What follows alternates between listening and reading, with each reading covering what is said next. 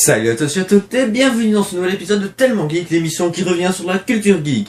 Alors aujourd'hui nous allons découvrir ou redécouvrir, si vous connaissez peut-être, la série Warhouse 13. Et donc c'est parti.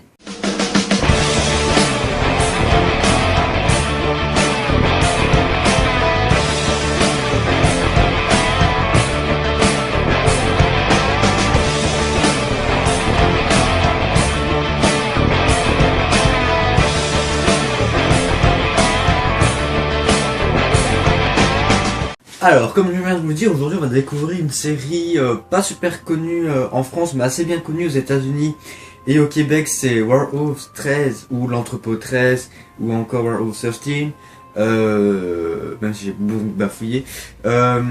Donc cette série, on va parler bien sûr après qu'est-ce que c'est que cette série. Alors c'est une série qui a été, qui est produite encore actuellement par Syfy.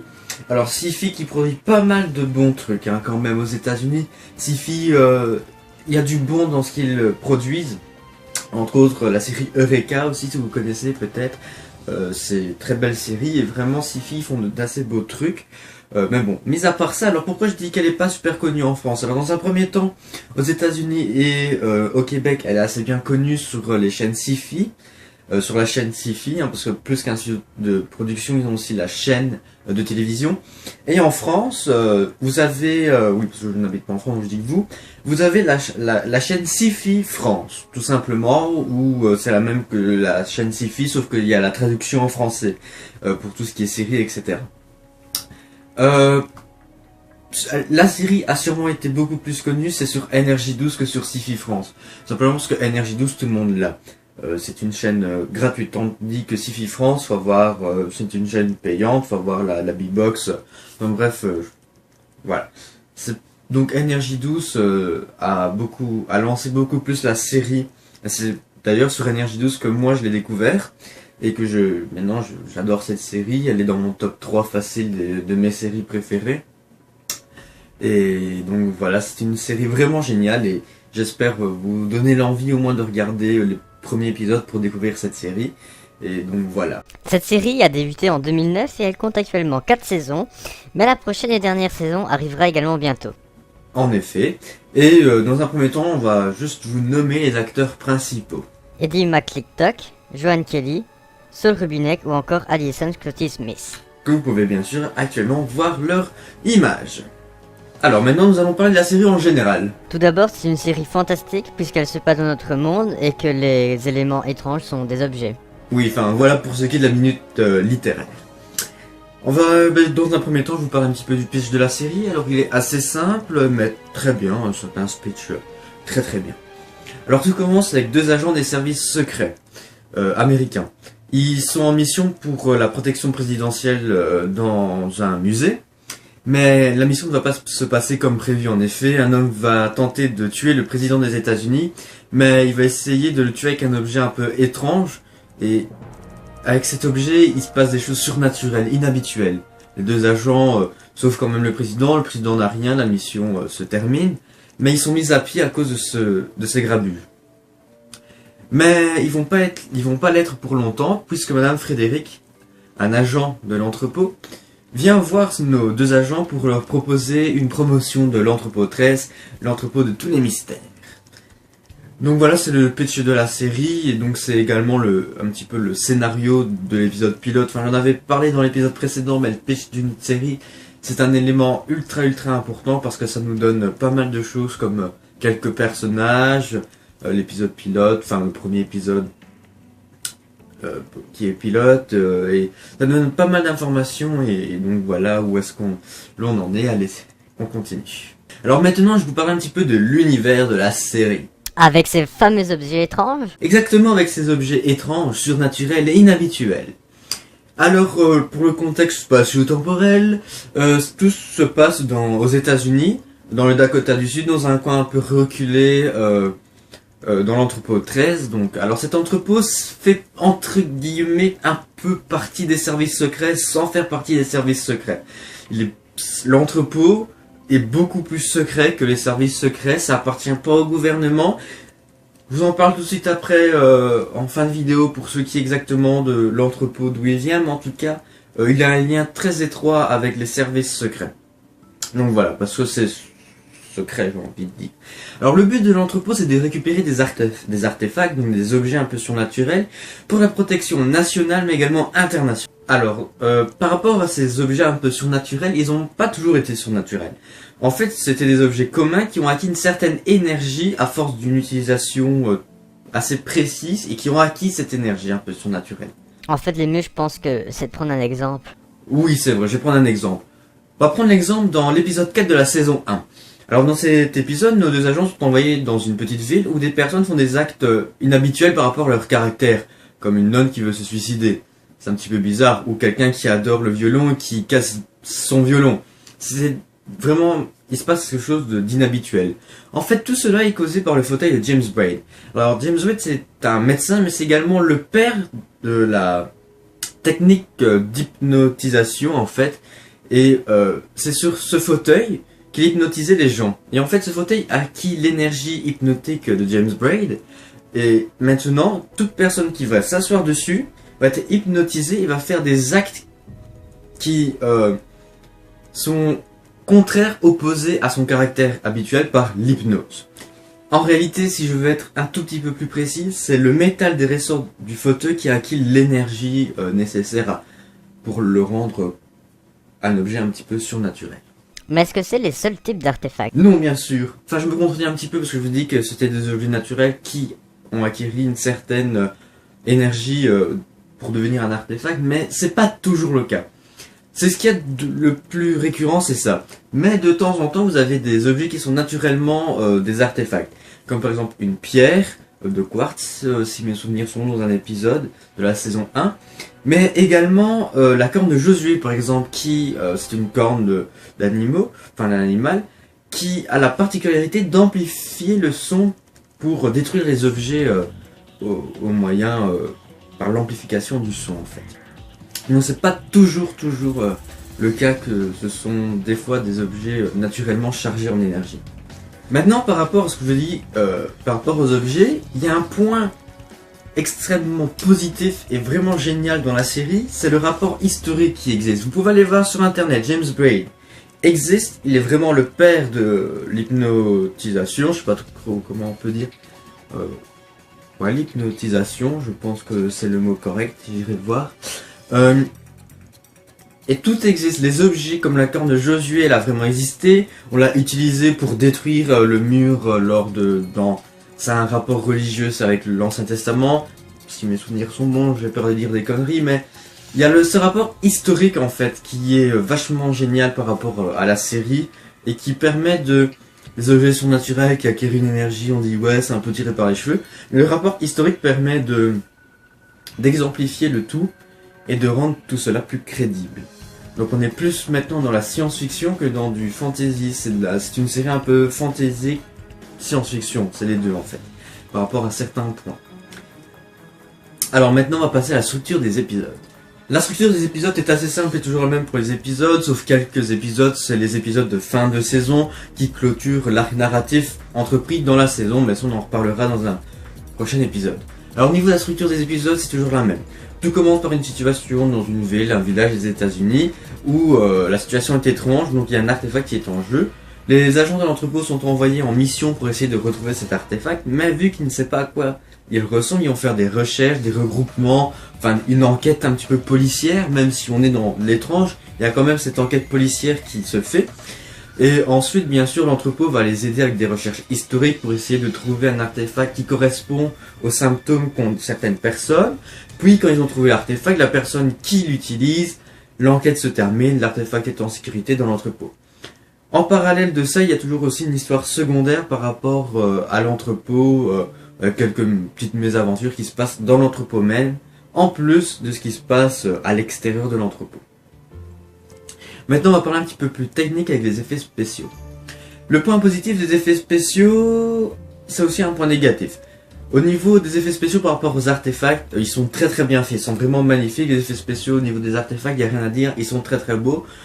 Comme par exemple dans un épisode où lorsqu'on plante un couteau spécifique de je ne sais plus qui dans le corps de quelqu'un, ce corps se transforme en verre, mais cet effet spéciaux est vraiment super bien fait. Le petit point négatif dans les effets spéciaux, c'est peut-être l'entrepôt 13. De l'extérieur, il est bien fait, mais à l'intérieur, étant donné c'est un entrepôt tellement énorme qu'il y a des pyramides dans l'entrepôt, qu'il y a des avions, des hélicoptères, des maisons, de temps en temps, ça se voit que c'est faux. Mais ils sont quand même très très bien faits.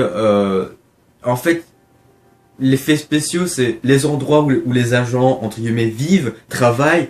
C'est des vrais décors. Et les décors sont magnifiques. Franchement, c'est vraiment super bien fait, les décors et les effets spéciaux. Mais des endroits où ils ne vont jamais, où c'est une vue, là on voit que ça a un effet. C'est faux forcément, parce qu'on peut pas faire un décor de 1000 mètres carrés, alors qu'on va même pas aller à cet endroit. Donc où on va, c'est très bien fait. Où on va pas, ça se voit. Mais sinon, ils sont très bien, les effets spéciaux. Alors maintenant, nous allons parler un petit peu des personnages principaux. Alors dans un premier temps... Il y a Artie, Arthur Nilsson. Alors, Artie, c'est un petit peu le boss de l'entrepôt 13, même si au-dessus de lui, il y a Madame Frédéric. En fait, Madame Frédéric, c'est un petit peu le boss de l'entrepôt auprès des services secrets, donc un petit peu au niveau administratif. Tandis que Artie, c'est celui qui gère l'entrepôt sur place et qui est un spécialiste des artefacts, de l'histoire, bref, de tout ce qu'il y a autour de l'entrepôt en lui-même. Tandis que Madame Frédéric, c'est plus le côté administratif de la chose. Et donc voilà. Alors, Artie a un passé un petit peu étrange puisque, en fait, il est soupçonné de traîtrise envers les États-Unis d'Amérique par rapport à des objets qu'il donnait aux Russes, et qui étaient en fait des artefacts, mais qu'il ne le savait pas, puisqu'il ne travaillait pas encore pour l'entrepôt, et c'est à ce moment-là qu'il a été arrêté par la NSA, que Madame Frédéric l'a récupéré pour le mettre dans l'entrepôt 13.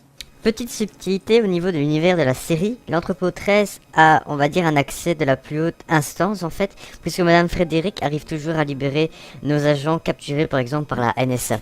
Mais pourquoi ont-ils été attrapés? Ben, tout simplement parce que l'entrepôt est secret, donc par conséquent, il faut mettre le moins de personnes dans la confidence, et donc les policiers ou des agents des services secrets, de la NSA, etc., du FBI, on leur dit pas tout par rapport à l'entrepôt 13, on leur dit qu'ils connaissent pas, c'est tout à fait normal parce que ça doit être le plus secret possible pour éviter qu'il y ait de mauvaises personnes qui mettent la main sur les objets pour détruire le monde. Alors ensuite, il y a Nina. Alors Nina, au début de la série, c'est juste celle qui tient l'auberge où dorment les agents de l'entrepôt, qui est une grande maison en fait où il n'y a que les agents de l'entrepôt. Et cette Nina, par la suite, on va la voir qu'elle travaille à l'entrepôt. Si on devrait la caricaturer, ce serait archiviste. Elle aide en fait des agents qui sont sur le terrain à trouver les artefacts par rapport à l'histoire, donc à chercher dans les archives, etc., dans la banque de données. Au début, c'est un personnage qui paraît pas si important que ça, mais à la fin de la saison, elle devient très importante en tout cas. Et donc voilà, c'est un personnage assez sympathique qui... En fait, ce qui est bien dans la série, c'est que chaque personne de l'entrepôt a sa place et a sa fonction qui lui est donnée, et donc ça, c'est vraiment pas mal. Enfin, ensuite, il y a nos deux agents, Pete et Mika. Ce sont les deux agents que j'ai parlé un petit peu plus tôt au niveau de leur histoire quand ils sont recrutés par Madame Frédéric. Ces deux agents, ce sont les agents de terrain. C'est un duo qui va vraiment très très bien ensemble. Parce que d'un côté, vous avez Pete qui est le grand garçon, fan de comics, de films, des séries, un peu... qui aime assez bien la culture, un peu geek dans le sens film, série, comics, etc. Même si, comme agent, il est super. Et de l'autre côté, vous avez Mika qui, elle, est beaucoup plus littéraire, consciencieuse, observatrice. Et donc, ce duo se complète énormément bien et est très sympathique lors des interventions d'émissions. Alors ensuite, dans l'équipe, ça c'est l'équipe de base, mais ensuite, il y a eu d'autres ajouts comme Claudia Donovan qui s'est ajoutée durant la saison 1, qui est l'experte en informatique et nouvelles technologies. Elle a amélioré les armes, elle a inventé plein de gadgets pour l'entrepôt pour retrouver les artefacts. Et ensuite dans la saison 3 vous avez l'agent Steve qui vient se rajouter à l'équipe. Donc voilà pour ce qui est des équipes. Maintenant on va parler un tout petit peu des entrepôts. Mais avant de vous parler des entrepôts, toujours dans l'univers de la série, on va parler un petit peu de la hiérarchie qu'il y a dans l'entrepôt. Alors en dessous il y a les agents, et au-dessus il y a Artie. Au-dessus d'Artie il y a Madame Frédéric. Madame Frédéric c'est la gardienne de l'entrepôt. Donc elle est liée à l'entrepôt par un lien un peu organique, mais ça vous l'apprendrez au niveau si vous regardez la série. Au-dessus d'elle, il y a les régents. Les régents, ce sont des personnes qui dirigent l'entrepôt, enfin tout ce qui est autour de l'entrepôt. C'est des personnes comme vous et moi qui travaillent dans la vie, mais qui sont également régents. Et dans les régents, il y a certains qui s'occupent d'une chose, il y en a d'autres qui s'occupent d'autre chose. Dans les régents, il y a aussi leur service de protection, etc. Et dans les régents, il y a même la gardienne, différente de Madame Frédéric. Ça, c'est un petit peu contradictoire, parce que Madame Frédéric, c'est la gardienne de l'entrepôt. Et l'autre, il y a la régente gardienne qui, elle, c'est un peu la gardienne de l'entrepôt, mais pas de l'entrepôt physiquement, mais des régents de l'entrepôt, de toute la structure de Warehouse, en fait. D'ailleurs, la série nous informe que le gouvernement ne dirige pas l'entrepôt car il pourrait en fait utiliser des artefacts comme armes. En effet, ce serait assez dérangeant si le gouvernement prendrait des artefacts comme armes de destruction massive. Allez, on passe tout de suite aux entrepôts. Le premier entrepôt a été construit en Macédoine par Alexandre le Grand pour accueillir divers objets qu'il collectionnait au cours de sa vie pendant sa campagne. Il est possible que l'un de ces artefacts était responsable de son mauvais état de santé et de sa mort par empoisonnement. Le premier entrepôt a été construit juste à côté de sa résidence, accréditant la thèse selon laquelle un artefact était responsable de sa mort. Le deuxième entrepôt a été construit en Égypte immédiatement après la mort d'Alexandre le Grand. Cette itération de l'entrepôt a vu la mise en place de l'organe directeur et des fonctionnaires de l'entrepôt connus comme les régents. Ces régents ont été les premiers collectionneurs ou agents de l'entrepôt et ont été responsables de l'ajout d'artefacts tels que Asp, la peau de Cléopâtre. L'entrepôt a déménagé à son emplacement suivant peu après la mort de Cléopâtre. Cependant, l'entrepôt n'a pas été correctement désactivé en raison de l'invasion des Romains en 31 avant Jésus-Christ. Après le suicide de Cléopâtre et la conquête ultérieure de l'Égypte par Rome, l'entrepôt 3 a été construit dans l'Empire romain d'Occident, en commençant pour ce qui a été sûrement l'époque la plus abondante d'activité pour l'entrepôt de toute son histoire. On croit que les dirigeants de Rome ont contribué à des dizaines de milliers d'objets de l'entrepôt, assurant ainsi un empire fécond et puissant. Trois des artefacts les plus puissants ont contribué durant cette période, comprenant l'épée de Marc Aurèle, le crucifix du grand Constantin et la lyre de Néron. L'entrepôt 4. Comme l'influence de Rome dans le monde a commencé à décliner et que l'influence de l'empire des Huns a commencé à augmenter, la prochaine itération de l'entrepôt est apparue quelque part dans ce qui est maintenant connu comme l'Europe centrale et orientale. Pas de capitale connue pour l'empire des Huns, qui n'a jamais en fait été clairement identifié. Cependant, l'entrepôt a déménagé peu de temps après la mort d'Attila le Hun, comme s'est fait cet en lice pour le pouvoir de l'empire. La quatrième itération de l'entrepôt a été la plus courte de son histoire, qui ne dure que 19 années au total, à quel point il est retourné à l'est de l'Empire romain, connu maintenant sous le nom de l'Empire byzantin. L'entrepôt 5. Le court laps de temps que l'entrepôt existait dans l'Empire des Huns a été éclipsé par son retour à Rome, sur la montée de ce qu'on appelle aujourd'hui l'Empire byzantin. Pendant ce temps, l'entrepôt a de nouveau prospéré avec des milliers d'artefacts qui ont été ajoutés dans son magasin, en particulier ceux de signification religieuse. Il a fallu attendre un peu après la hausse de l'iconoclasme byzantin que l'entrepôt lui-même s'est déplacé dans sa prochaine localisation, l'Extrême-Orient. L'entrepôt 6. La sixième itération de l'entrepôt était située dans la ville d'Angkor, dans ce qui est maintenant connu comme le royaume du Cambodge. Il était situé dans ce pays d'Asie du Sud depuis plus de 4 siècles et représentait la plus grande période d'expansion de sa collection en matière de banques d'images et d'objets asiatiques, en particulier ceux liés aux religions hindoues et bouddhistes. L'entrepôt a duré ici jusque légèrement après la mort de Jayavarman VII, un des deux seuls empereurs bouddhistes dans l'histoire de l'Empire Khmer, que l'agitation politique a commencé à balayer l'Empire. L'entrepôt 7. Après le début des troupes de l'Empire Khmer, l'entrepôt est de nouveau déplacé, mais pas loin cette fois, au centre de l'Empire mongol, dans ce qui est probablement la ville de Karakorum. Peu de choses sont connues sur les objets ajoutés pendant le temps qu'il était situé dans l'Empire mongol, mais on estime que l'entrepôt a fait élargir sa collection. À un certain moment, au cours de l'utilisation de l'entrepôt 7, Genghis Khan a forgé le Rimati Manil pour s'assurer qu'il resterait sous le contrôle des Mongols. Il n'était pas jusqu'à ce que les troubles politiques annonçant le début du règne de Kublai Khan que l'entrepôt déplaçait encore une fois vers l'Europe. L'entrepôt 8. La huitième itération de l'entrepôt s'est vue localisée dans le Saint-Empire romain germanique. C'est à cet endroit que les régents ont perfectionné leur analyse et appris à lire. Mais les climats indiquaient un déclin de la puissance de l'Empire romain germanique, et l'entrepôt devenant de plus en plus puissant, c'est à cause de cela que la prochaine itération s'est faite. Surtout avec la délivrance de Martin Luther des 95 thèses qui a marqué le début de la réforme protestante et le début de l'éclat de l'Empire romain germanique qui a incité le prochain mouvement. L'entrepôt neuf. La 9e itération de l'entrepôt n'a été située dans l'Empire ottoman jusqu'à la mort de Suleiman le Magnifique. Une période de grande amélioration culturelle. Bien que l'emplacement exact soit inconnu, il est probable que l'entrepôt était situé à Constantinople, aujourd'hui Istanbul, le siège impérial de l'Empire. Parce que le palais de Topkapi se trouve encore à ce jour, l'entrepôt n'a été clairement pas situé trop près de cette zone de la ville. Après la mort de Suleiman, l'Empire a commencé à souffrir de stagnation politique et militaire. Et en dépit d'être un centre culturel de premier plan, pour des centaines d'années après sa mort, les régents ont encore une fois déplacé l'entrepôt.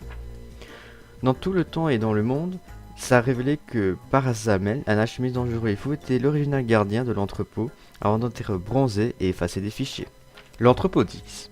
La montée en puissance de l'Empire mongol, qui a finalement englobé la majorité du sous-continent indien par la hauteur de son influence, a convaincu les régents de le déplacer l'entrepôt encore une fois à cet endroit. Probablement l'emplacement qui était la capitale d'Agra, la capitale de l'Empire et la maison éventuelle du célèbre Taj Mahal. Les plans d'origine sont actuellement logés à l'entrepôt. Le déclin des Mongols avec la montée de la colonisation britannique signale encore une fois un changement d'entrepôt. L'entrepôt 11. Le grand Peter Ier de Russie a consolidé le pouvoir de l'Empire russe et à sa mort en 1725, sa femme Catherine a pris le pouvoir. Cela a coïncidé avec le déménagement et la 11e itération de l'entrepôt à Moscou, le siège du pouvoir à l'époque. Au cours de cette itération, les régents ont commencé à utiliser régulièrement des agents, non seulement pour récupérer les artefacts, mais aussi pour protéger l'entrepôt lui-même. La collection d'entrepôts était à cette époque incroyablement cultivée et très grande, que des équipes d'agents ont commencé à récurer le monde pour retrouver d'autres artefacts. La tentative de Napoléon Bonaparte d'envahir la Russie en 1811-1812 a été alimentée en partie par le désir de prendre le contrôle de l'entrepôt 11 et sa collection d'objets, de la possession du tsar Alexandre Ier et le contrôle des Romanov. Napoléon Ier a finalement été contraint de se retirer de Russie suite à l'incendie de Moscou, mais l'incident a été suffisant pour inciter les régents à commencer le processus de construction de la prochaine incarnation de l'entrepôt. Le processus de construction dura 18 ans et ne fut achevé qu'en 1830. L'entrepôt 12. L'année 1830 a marqué la date à laquelle la plupart des historiens ont accepté la révolution industrielle qui avait pris racine dans le monde. Avec la chute de l'Empire russe à l'horizon, les régents ont choisi de déplacer l'entrepôt encore une fois, cette fois dans l'Empire britannique et la ville de Londres, en Angleterre.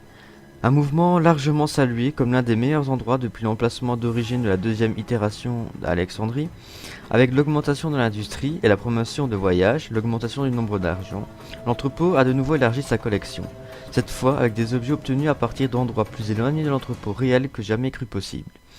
Il était à cette époque qu'un nombre sans précédent de mises à niveau et d'améliorations de l'entrepôt ont eu lieu, tous considérés comme l'état de l'art et dont la plupart sont encore en usage aujourd'hui. L'entrepôt 13. Pour la première fois de son histoire, les régents ont décidé délibérément de ne pas mettre l'entrepôt au centre d'un grand empire. Ils ont donc choisi de le mettre dans le Dakota du Sud, dans un endroit éloigné, donc aux États-Unis d'Amérique. En raison de l'absence de la population et de la superficie des terres disponibles, ce domaine a été choisi non seulement pour l'éloignement, mais aussi pour les possibilités d'expansion. Avec la montée de la puissance Hitler dans les années 40, l'Allemagne a vite été un choix que l'on a mis de côté. La sécurité a été également considérablement augmentée à cause de l'espionnage devenant de plus en plus puissant lors de la Seconde Guerre mondiale. Pour éviter que les espions étrangers accèdent à des secrets de l'entrepôt et de fournir une raison furtive de l'existence de l'entrepôt, les régents ont commencé à faire circuler la rumeur, très bien regarder la structure de l'entrepôt, contenait des déclarations de revenus pour les citoyens des États-Unis d'Amérique. Apparemment, la rumeur était assez contraire à la majorité des gens, mais heureusement maintenant on l'a encore utilisé comme rumeur pour éviter que les gens se posent trop de questions. Mais les technologies devenant de plus en plus puissantes, c'est devenu un système de sécurité beaucoup plus meilleur. La première version de l'entrepôt 13 a été alimentée par 3 artefacts, l'électricité hydraulique, l'énergie éolienne et la force sismique. Chacun était instable et ont été mis en ligne assez rapidement.